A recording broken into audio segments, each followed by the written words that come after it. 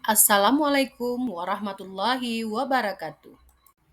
Saya Reni Susanti, CGP Angkatan 11 dari SMK Negeri 1 Pancung Soal, Kabupaten Pesisir Selatan, Sumatera Barat. Didampingi oleh fasilitator saya, Ibu Dr. Anda Desmi Irianti, MPD, dan Ibu pengajar praktek saya, Ibu Asnah, SPD, MM. Kali ini saya akan memaparkan koneksi antar materi modul 2.1 pembelajaran berdiferensiasi. Ada 3 pertanyaan yang akan dijawab. Yang pertama, apa yang dimaksud dengan pembelajaran berdiferensiasi dan bagaimana hal ini dapat dilakukan di kelas? Yang kedua, jelaskan bagaimana pembelajaran berdiferensiasi dapat memenuhi kebutuhan belajar murid dan membantu mencapai hasil belajar yang optimal. Yang ketiga, jelaskan pula bagaimana Anda melihat kaitan antara materi dalam modul ini dengan modul lain di program pendidikan guru penggerak. Yang pertama, apa yang dimaksud dengan pembelajaran berdiferensiasi dan bagaimana hal ini dapat dilakukan di kelas? Pembelajaran berdiferensiasi adalah serangkaian keputusan masuk akal atau common sense yang dibuat oleh guru yang berorientasi kepada kebutuhan murid. Setiap anak adalah unik. Mereka punya kelebihan dan kekurangan masing-masing. Begitu pula dengan minat, gaya belajar, kebiasaan pola pikir, kemampuan literasi, dan lain-lain pasti berbeda. Nah, disinilah diperlukan usaha guru untuk dapat memenuhi kebutuhan belajar murid yang berbeda-beda, agar mereka merasa nyaman saat belajar di kelas dan tentunya tujuan pembelajaran dapat tercapai. Bagaimana melakukannya di kelas?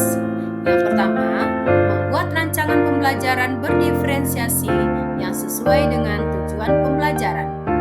Yang kedua, menganalisis kesiapan belajar, minat murid, serta profil belajar murid dengan melakukan asesmen diagnostik. Yang ketiga, memetakan murid berdasarkan hasil asesmen tersebut. Yang keempat, mengimplementasikan pembelajaran berdiferensiasi tersebut di kelas. Kemudian, yang kelima, melaksanakan penilaian yang berkelanjutan. Pertanyaan yang kedua, jelaskan bagaimana pembelajaran berdiferensiasi dapat memenuhi kebutuhan belajar murid dan membantu mencapai hasil belajar yang optimal. Agar pembelajaran berdiferensiasi dapat memenuhi kebutuhan belajar murid dan membantu mencapai hasil belajar yang optimal, maka pembelajaran berdiferensiasi harus memenuhi kebutuhan belajar murid yang dilakukan dengan 3 aspek, yaitu kesiapan belajar murid. Guru harus mengetahui pengetahuan awal dan menentukan apa yang telah murid ketahui. Kemudian, minat belajar merupakan salah satu motivator bagi siswa untuk dapat terlihat aktif dalam pembelajaran. Kemudian, profil belajar berkaitan dengan lingkungan, budaya, gaya belajar, dan kecerdasan majemuk. Terdapat 3 strategi mendiferensiasikan pembelajaran yang tepat.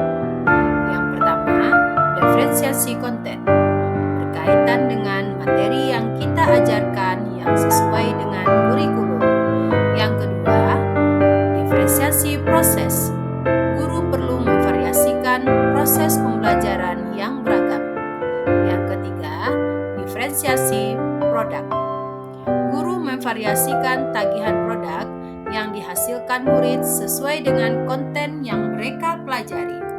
Yang ketiga, jelaskan pula bagaimana Anda melihat kaitan antara materi dalam modul ini dengan modul lain di program pendidikan guru penggerak.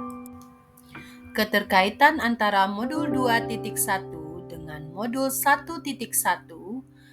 Dalam melakukan pembelajaran berdiferensiasi, guru harus berusaha memenuhi kebutuhan murid sesuai dengan kodrat alam dan kodrat zaman berdasarkan filosofi Ki Hajar Dewantara. Keterkaitan antara modul 2.1 dengan 1.2.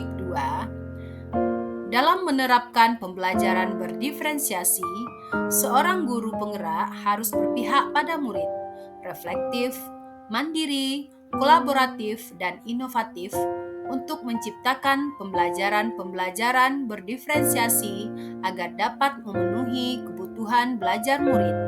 Dengan menuntun murid merdeka belajar, hal ini sesuai dengan nilai dan peran guru penggerak.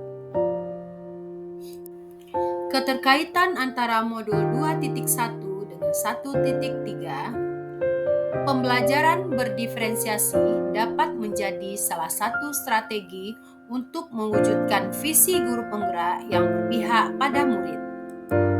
Keterkaitan antara modul 2.1 dengan modul 1.4, dalam pelaksanaan pembelajaran berdiferensiasi antara guru dan murid, harus ada kesepakatan kelas terlebih dahulu agar proses pembelajaran dapat berjalan dengan baik sesuai dengan nilai-nilai budaya positif.